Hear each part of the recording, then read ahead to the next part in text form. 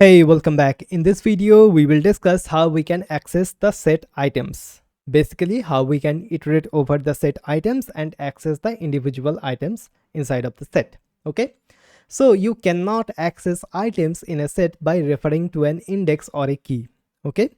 But you can loop through the set items by using a for loop or ask if a specified value is present in a set by using the in keyword. Okay, so let's see how we can iterate over a set. Okay, so what I can do, so here I will write for fruit in fruit set. Okay, I can just print the fruit. Okay, all right, run the program. As you can see, we are getting all of these here. So we are getting cherry, apple, banana and orange. And once again, the order changes. Okay, so it is unordered.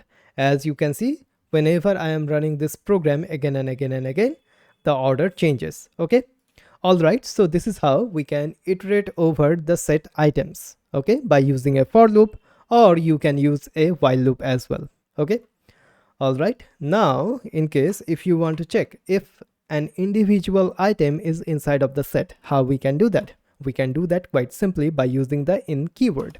Okay, so print, then inside of the print, what we can do something like this. So let's check for apple in fruit set.